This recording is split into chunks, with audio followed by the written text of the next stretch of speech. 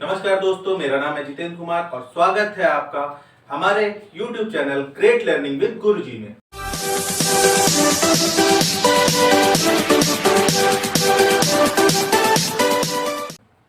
तो आज जैसे कि मैंने आपसे वादा किया था कि मैं आने वाले जो वीडियोस हैं उसमें हम आपको अकाउंट्स की डीप नॉलेज देंगे या जो छोटे छोटे कॉन्सेप्ट्स हैं उनको क्लियर करेंगे। तो उसी का आज अगला पार्ट लेकर आया हूं आपके लिए, जिसमें हम अकाउंट्स के बारे में थोड़ी सी और जानकारी लेंगे। तो जिसमें हम सबसे पहले आज टॉपिक जो क्लियर करने वाले हैं वो थोड़ा सा अकाउंट्स का इतिहास जान लेंगे, हिस्ट्री जान लेंगे, और उसके अलावा एक शुरुआती जो कॉन्सेप्ट है अकाउंट का, जिसको हम बुक कीपिंग या पुस्त पालन के नाम से जानते हैं, उसे क्लियर करेंगे। तो सबसे पहले बात कर लेते हैं हिस्ट्री ऑफ अकाउंट्स की। हिस्ट्री ऑफ अकाउंट्स की अगर आप बात करेंगे तो आपको सबसे पहला नाम जो मिलेगा, जी हाँ, वो मिलेगा लूकस पैसियोलिक का। लूकस एफ फ्रांसिस पैसियोलिक, ठीक है। इनका जन्म जो है 1447 में हुआ था और इनकी मृत्यु 1517 में हुई थी। ये फ्लोरेंस के रहने वाले थे और ये एक गणितज्ञ थे, मैथमेटिशियंस थे।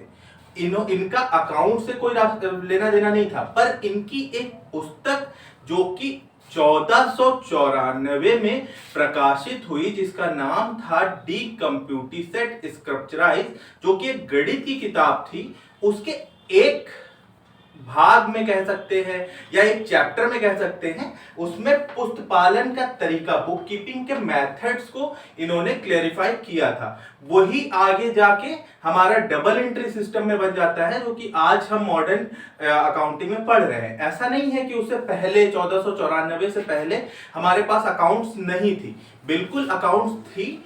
ये आपके ब्रिटिश लोग इस्तेमाल करते थे, ठीक है, अमेरिकी लोग अपनी अलग टाइप से अकाउंट्स इस्तेमाल करते थे, पर जो अकाउंट्स का एक समग्र रूप है जो आज आप हम लोग कॉमन सारे लोग इस्तेमाल करते हैं, अकाउंटिंग के सारे रूल, ये ऐसा नहीं था। जो एक सार्वजनिक मान्यता मिली वो ऐसी वाली नहीं थी। तो इन्होंने जो अपनी बुक्स में डी कंप्यूटिसेट स्क्रप्चराइज में जो इन्होंने मेथड दिया बुक कीपिंग का और डबल एंट्री सिस्टम का, उससे प्रेरित होकर ही आज की मॉडर्न अकाउंट जो है डेवलप हुई है। तो अब बात कर लेते हैं हम लोग बुक कीपिंग क्या है। अब बुक कीपिंग का अगर नाम आ गया है तो जैसा कि आपको नाम से ही क्लियर पता लग रहा है, बुक कीपिंग, बुक मतलब किताब, कीपिंग मतलब किसी चीज को रखना। तो बुक कीपिंग का मतलब किताब रखना नहीं है। यहां पर इसका शाब्दिक अर्थ अगर आप निकालें, बुक कीपिंग का मतलब पुस्त पालन है। पुस्त पालन मतलब किसी चीज का किताबों में एक निश्चित तरीके से लेखा करना। किस चीज का? तो अगर हम बात कर रहे हैं अकाउंट्स की, तो अगर ऐसे आप सोचिए कि अकाउंट्स में हर रोज एक व्यापारी को बहुत सारे ट्रांजैक्शंस देखने पड़ते हैं। किसी से सामान ले रहा है, किसी को सामान बेच रहा है, किसी से नगद पैसे ले रहा है, किसी को उधार माल दे रहा है। इसी तरह के कई सारे और ट्रांजैक्शंस हैं जो एक व्यापारी एक दिन में अपने काम में परफॉर्म करता है। तो अब इतने सारे ट्रांजैक्शंस को एक दिन में याद रखना, एक लाइन से याद रखना, अमाउंट वाइज याद रखना, ठीक है, तो ये कहीं ना कहीं पॉसिबल बिल्कुल नहीं है। आप एक दिन का याद रख सकते हो, 2 दिन का याद कर सकते हो सकता है आप भाई रजनीकांत के फैन हो, आप 1 महीने का याद रख सकते हो। पर आप सोचिए, क्या आपसे अगर मैं पूछूं कि पिछले साल जनवरी में आपने एक्स आदमी को कितने का माल बेचा था या कितने का माल खरीदा था, क्या आप बता पाएंगे? आप कितने भी बड़े व्यापारी हो या कितने भी बड़े स्टूडेंट्स हो, 100 में 100 आते हो आपके, फिर भी आपको दिक्कत होगी ये चीज बताने में। तो सेम चीज उस टाइम में भी फेस की जाती थी। तो अब उसको दूर करने के लिए लिखने का तरीका अपनाया गया कि भाई हम ट्रांजैक्शंस को एक मेथड में लिख लेंगे।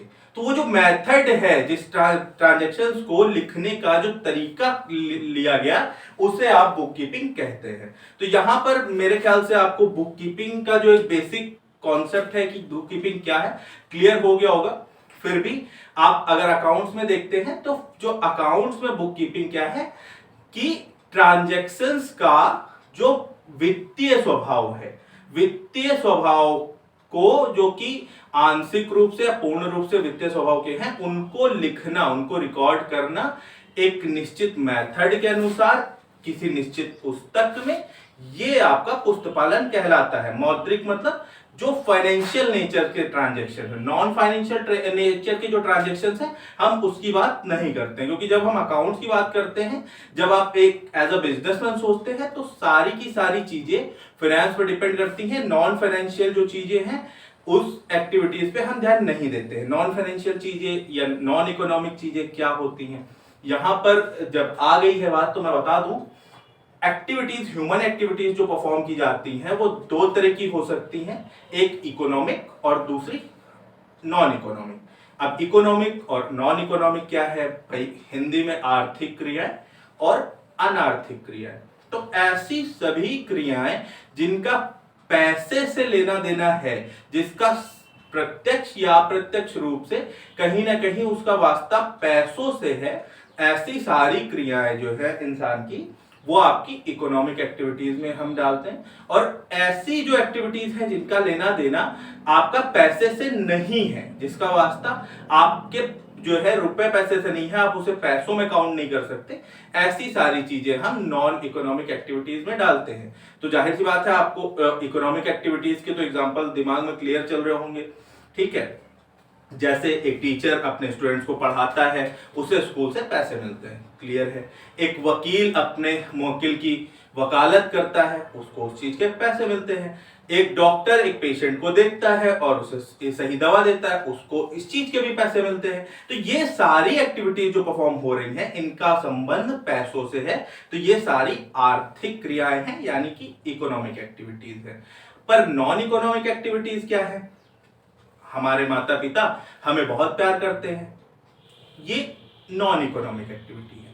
प्यार वो करते हैं पर 100 रुपए जितना कि 1000 रुपए जितना कि 1 लाख रुपए जितना, यू कांट मेजर, आप नाप नहीं सकते हो। ठीक इसी तरह मैं बहुत बड़ा देशभक्त हूं, ठीक है, मैं देश के लिए जान दे सकता हूं, फीलिंग है, एक्टिविटी हो सकता है कोई भाई देशभक्ति है, पर यहां पे इसे आप पैसों के टर्म में नाप नहीं सकते हो। तो ये भी आपकी नॉन इकोनॉमिक एक्टिविटी है।